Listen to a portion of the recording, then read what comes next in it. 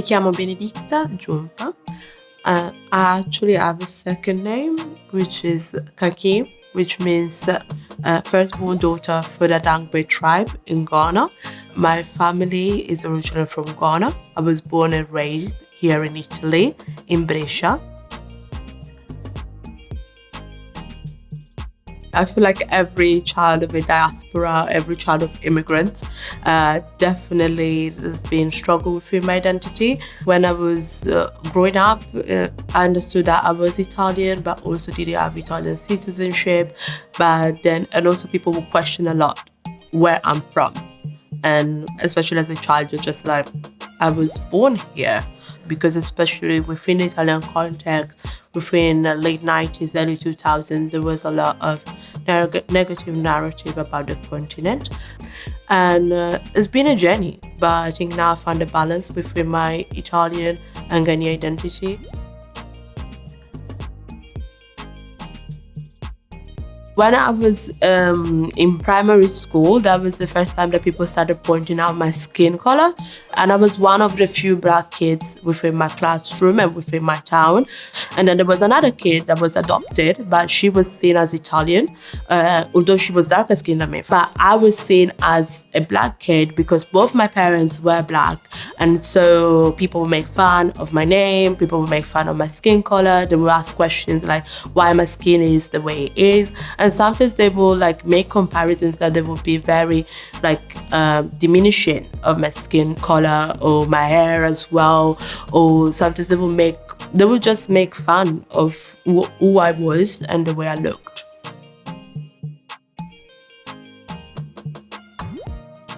When it came to the conversation with my dad about my identity, oftentimes it would be difficult because maybe he also had his struggles. So he was trying to fit in within the Italian context, but also understanding how do you already raising a child is difficult, but how do you raise a child that has multiple identities? Back in the 90s, people would be envious of you, especially if you were a Black person, if you were an immigrant, having a nice car, having nice clothes. Because the expectation was that you, as an immigrant, especially as a Black immigrant, you should be poor compared to Italians. And when they see you that maybe you're dressed a little bit well or you work in certain places, the assumption is that never that you're African. The assumption is that you are rather African American or British, but never African, because the expectation is always that you as an African, you are a bit lesser, let's say. When it comes to the process of not having Italian citizenship, despite being born here, the reason being is the current law, the 91 of 1992, which says that if you're born to foreign parents, you have to wait. So with the Italian law, the principle that stands is the principle of the jus sanguinis. So you have to prove that you have Italian blood to be considered an Italian citizen. And so this excludes about more than 1 million people from access to Italian citizenship, and that delays that access for a long time. And so access could be till 18, 19 years old, but sometimes 20, sometimes never. So I went to the UK for the first time at the age of 13, and I went to visit my uncle, who's a doctor there, and I fell in love with London. I was amazed by the fact that there were people that looked like me, that did so many different jobs and had different opportunities, from driving a bus to working in a bank. I was like, wow, this place is amazing. I can't believe there is such a place like this in which you see people that look like me that do have access to opportunities.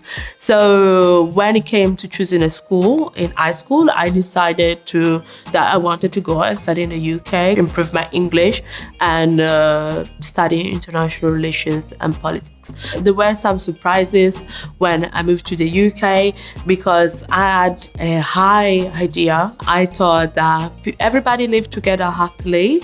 In London, people actually live more in close-knitted community, mostly, and so Black people stick to Black people, white people stick to white people mostly, and Asian people stick to Asian people. So for me, that was kind of shocking because I thought I was going to go to the UK, I had friends from each race and ethnicity, but that wasn't the case. Although I still ended up doing that because that's how my parents raised me, having friends from everywhere. So I managed to have friends that were white, they were black, and all different backgrounds. Despite I had a good level of English, I was struggling to be able to find a job. But then thanks to, I found a great community, I found great friends at university too. And so I was able to work throughout my university journey.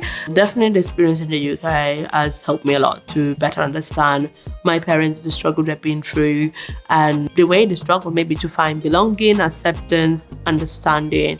Maybe they may have missed home or community while being away from home.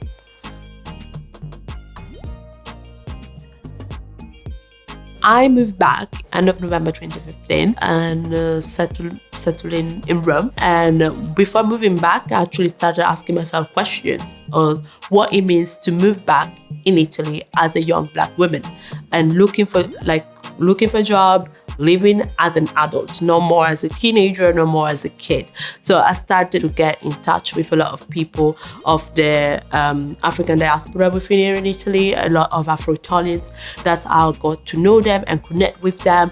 When I moved back, I had a lot of more consciousness of who I was, a consciousness of my identity as a Black woman, and also consciousness about the world and the way it's run and the way I can advocate better for myself within a context that oftentimes is predominantly white. I believe that activism does work, although sometimes you may feel like it doesn't. So within my journey, within the Italiani senza cittadinanza movement and anti-racism movement has been challenging. Like currently in Italy, the law on citizenship has not changed, actually has gotten worse. So it may feel like, okay, all the work you've been doing for these past few years was not worth it. But actually, right now, like the conversation has been changing. When it comes to newspapers, journalists now use the term Afro-Italian, Italians without citizenship. We have books now. We have professors that are of African descent that do discuss and wrote books. Like Camilla Ofen wrote a book which is about, in English it's contested citizenship, but in Italian is razza e cittadinanza. A few years ago, you couldn't even mention the word race on books. And now we have books that talk about these issues that we face. So for many years, people did not listen, for example, to our parents. People did not listen to what their instances. But when it comes to the activism work, I think it's definitely that shape the world that we live in, the reality that we live in. In November 2023, I went to Ghana for my friend's wedding, and my friend Nana Sewa also wanted to do some research because I'm always been curious about my origins, about my family, and so that's why I wanted to go there. And so yeah, it was a trip that was very interesting actually, because I had a lot of mixed feelings about it. As an activist, I'm very critical of what I see or what I observe. So I was very curious to go to Ghana because I heard a lot about 30 December and the people of the diaspora going back, moving back. And so I was so curious. I thought okay, maybe this could be my experience. And I started thinking of moving back or go there more often or spend longer time throughout the year. But when I went back, it's been very interesting because Ghana's become the diaspora playground. So it seems like people go, enjoy, and move back without looking into the reality of what's the country, what the issues of the country, what's the politics, what's the economics. And there are so many issues within Ghana and thankfully, I was able to connect with journalists, with activists, and have this conversation about, okay, what's the economy like in Ghana? What are the challenges? What's happening right now? Because I wanted to know, because I was seeing things that did not really sit right with me. You see within the city of Accra, for example, in East Legon, you see that different population living there compared to the locals, for example. You have expats that are rather black or white. Meanwhile, in other areas of the city, the locals cannot access those places, and the streets look different for the locals and where the richer people do live, which include also expats. The colonization process has not really concluded, because I feel like Ghanaians and many Africans that went through colonization, like they had the liberation, but the liberation is not completed because still they don't look into the value of their own country. They don't look into the value of their own history.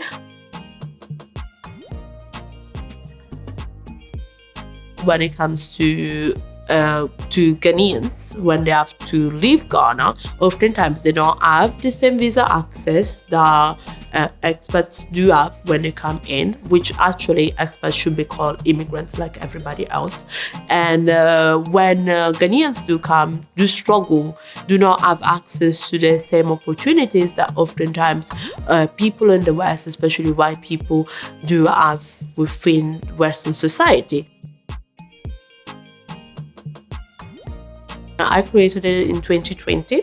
So when there was the murder of George Floyd, it was followed by the Blackout Tuesday initiative. That's why kind of my podcast was born, and also was born for a way for me to have my own voice and my own projects. Because when you're an activist, especially within a group, oftentimes you speak for people, you speak for the cause, but you kind of forget, how do I speak for myself and advocate for my own self so I can be a better advocate for others? One of the sessions that I have of the podcast is called Diaspora, which is the way in which I'm in conversation with people from the African diaspora, the continent and beyond. So for me, it's very important to invite people with very different background and then literally from everyone. For me, it's very important. Like, I've interviewed my mom on one of these episodes. It was very insightful to get to hear from my mom, probably a woman that people would not hear from. Let's say an interviewer in Italy, if they want to speak with somebody from the African diaspora, probably they will reach out first to the graduate rather than the women that has work, seamstress work, has done so many different kind of work. People would not think of her as somebody knowledgeable, but actually she has great insights from politics to livelihood. I think as diasporians, we need the art of conversation because oftentimes on the internet you see a lot of diaspora wars. Let it be African Americans, Black Americans, let it be Nigerians or Ghanaians. Oftentimes conflicts that is online that are not really needed. If we sit down, have conversation with each other, understand each other's struggles and what brings us together, I think we can definitely go forward as a community. Take pride on who you are and where you're from. Don't cut part of yourself. Acknowledge all the parts of who you are, and that makes you the human that you are, and that shares unique perspective with the world. So keep on loving on yourself.